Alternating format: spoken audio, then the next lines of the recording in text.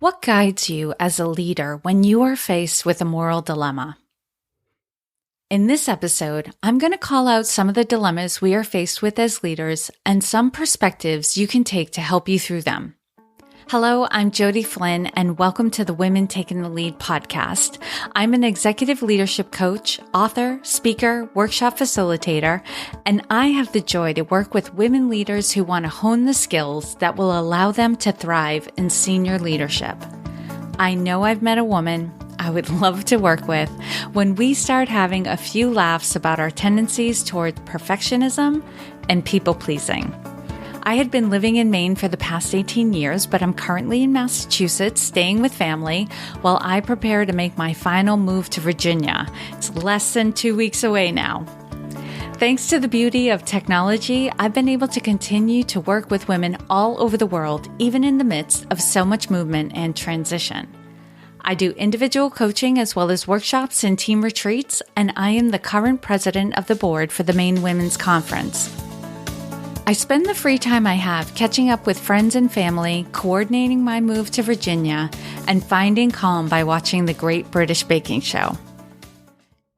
Growing up, I was taught that life brings challenges to us all, time and again, and these challenges would call one's character into question. These challenges would all look different and would come at different stages in life, but at their heart, they would likely fall into one of two categories. You would need to decide between doing what is right but hard and doing what is easy. Or you would need to decide between protecting your identity and ego or being honest.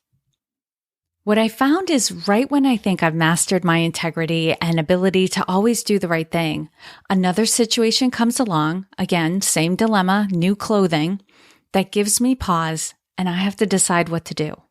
It feels like these days there's barely been a pause before the next challenge comes. Luckily, most situations do not require an immediate response and there's time for reflection before acting.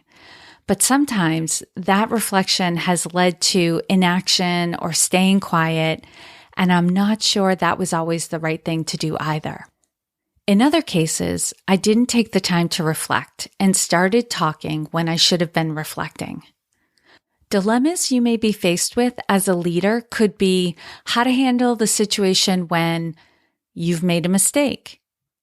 You have an employee that is underperforming. You have an irate customer and they are unleashing their pent-up frustrations on you.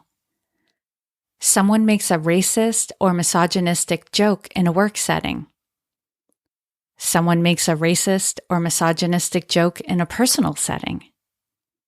You are called out for making a racist comment. You are criticized for your leadership. You are passed over for recognition or promotion. What has the last year brought to your doorstep? Hearing Poet Laureate Amanda Gorman recite her poem, The Hill We Climb, at the inauguration on January 20 gave me goosebumps in a good way. Her intention was to inspire and call us to the present moment, and in my case, her mission was accomplished. Here is an excerpt from her poem. We will not be turned around or interrupted by intimidation because we know our inaction and inertia will be the inheritance of the next generation. Our blunders become their burdens. But one thing is certain, if we merge mercy with might and might with right, then love becomes our legacy and change our children's birthright. Many of the problems in the world are due to inaction and inertia, ours and those who came before us. We may have inherited a problem, but if we don't act, we will pass it on as a much bigger problem to the next generation. Last year, I heard an expression, "It's not my fault, but it is my problem." I love this expression because it acknowledges two things. One, I may not have created this situation, or I didn't create this situation. And two, even though I didn't create this situation, it's now my responsibility to fix it. Sometimes we get in our heads that if we didn't make the mess, we are absolved from cleaning it up. That thinking only leaves a mess unattended to and possibly getting worse. Another line in that excerpt of Amanda Gorman's poem had me pausing to digest it. If we merge mercy with might and might with right, then love becomes our legacy and change our children's birthright. This line speaks of compassion and forgiveness. It speaks of the ability to make change and acting, not just for our own good, but for what is good for generations to come. That's a really lofty idea, so let's bring it down to ground level. If on a daily basis we treat ourselves and others with compassion and practice forgiveness, we will empower ourselves to face challenges. And if we consider not just the immediate impacts of our decisions and actions, but consider the long-term consequences of our actions or inactions, we will be more empowered to do the hard things. I'm going to address having compassion and practicing forgiveness first, and then I'm going to come back to considering long-term consequences. When you have compassion for yourself, there's nothing to protect. If you misspoke or did something you're not proud of, you can own up to it, ask for forgiveness, forgive yourself, make amends, and move on. With compassion, you know we all make mistakes. We're all human. And so there is nothing you did or someone else did that cannot be forgiven. When faced with a dilemma of owning up to a mistake or brushing it under the carpet and hoping nobody noticed or won't mention it, you own up to it.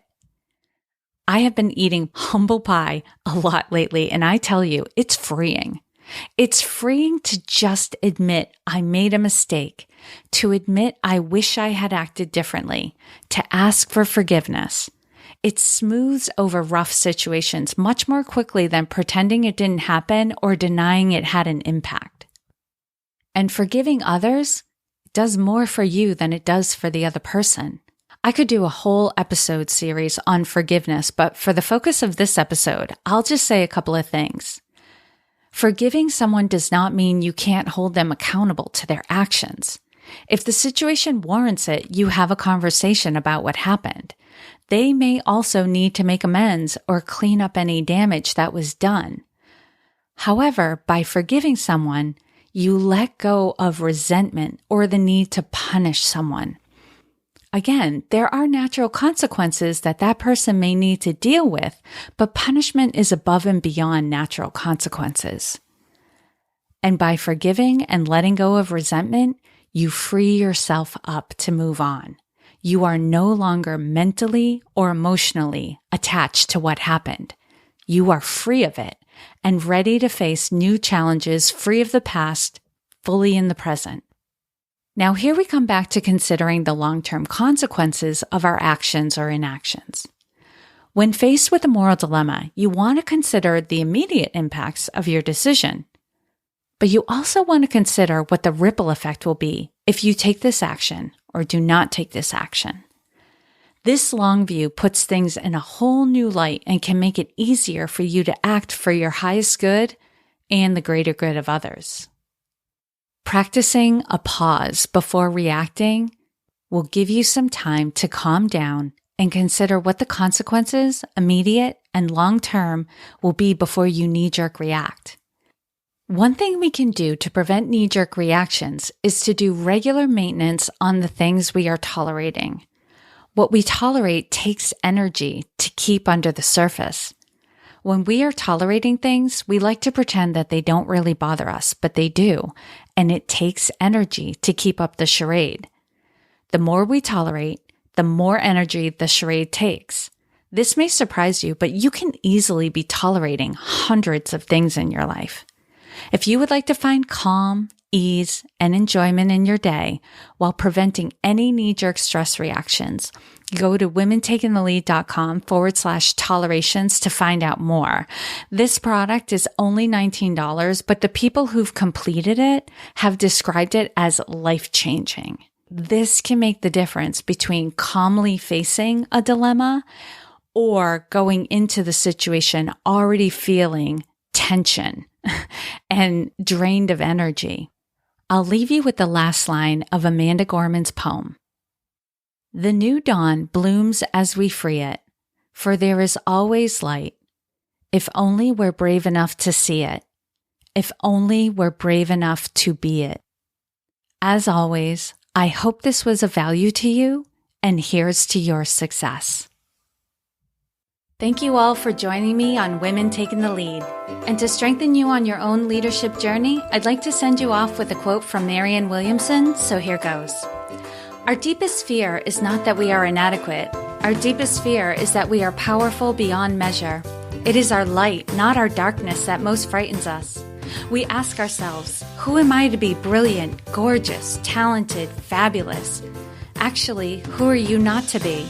You are a child of God. Your playing small does not serve the world. There is nothing enlightened about shrinking so that other people won't feel insecure around you. We are all meant to shine as children do. We were born to make manifest the glory of God that is within us. It's not just in some of us, it's in everyone. And as we let our own light shine, we unconsciously give other people permission to do the same. As we are liberated from our own fear, our presence automatically liberates others. Again, thank you for joining me, and here's to your success.